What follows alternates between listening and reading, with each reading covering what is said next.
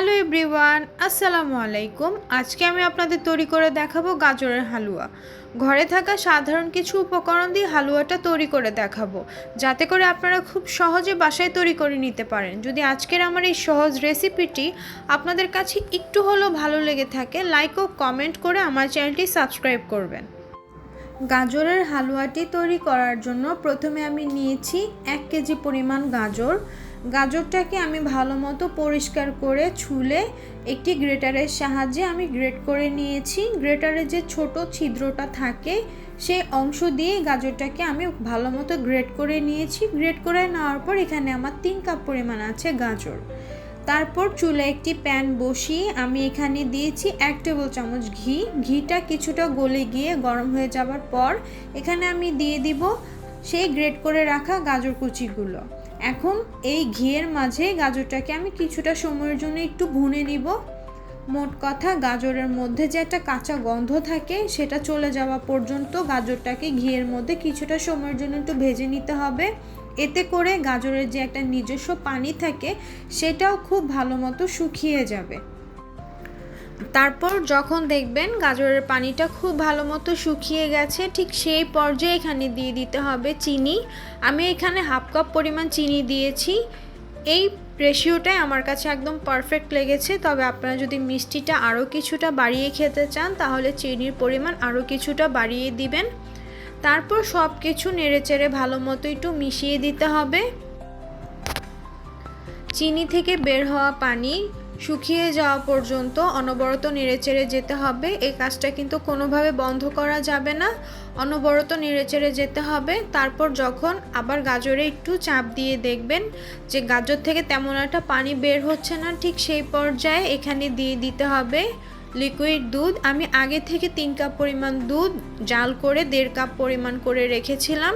সেই 1.5 কাপ পরিমাণ দুধ এখানে আমি দিয়ে দিচ্ছি। আপনারা চেষ্টা করবেন এখানে ঘন দুধটা দিতে, এতে করে গাজরের হালুয়ার স্বাদটা বহু অংশেই বেড়ে যায়। তারপর এই দুধের মধ্যে গাজরটাকে খুব ভালো মতো নেড়েচেড়ে মিশিয়ে দিতে হবে। আর এই দুধের মধ্যে গাজরটা কিন্তু খুব ভালো মতো সিদ্ধ হয়ে যাবে। এর থেকে বেশি আর দুধ দেওয়ার প্রয়োজন নেই।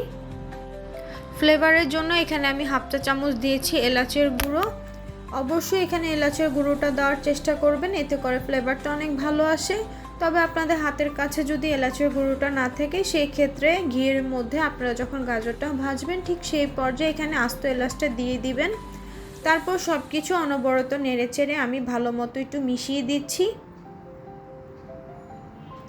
টেস্টটাকে ব্যালেন্স করার জন্য এখানে আমি দিব 1/2 চা চামচ লবণটা দেওয়ার চেষ্টা করবেন, কারণ যে কোনো মিষ্টি খাবারে অল্প পরিমাণ লবণ দিলে এটা স্বাদটা কিন্তু বহু অংশে বেড়ে যায়। তবে আপনারা যদি কেউ লবণ পছন্দ না করেন সেক্ষেত্রে স্কিপ করতে পারেন। তারপর সব কিছু অনবরত নেড়েচেড়ে একটু মিশিয়ে দিতে হবে। যখনই দেখবেন দুধটা অনেকটুকুই শুকিয়ে যাবে এবং গাজরটা অনেকখানি সিদ্ধ হয়ে আসবে, ঠিক সেই পর্যায়ে এখানে দিয়ে দিতে হবে গুঁড়ো দুধ। আমি এখানে 1/2 কাপ পরিমাণ গুঁড়ো দুধটা দিয়েছি।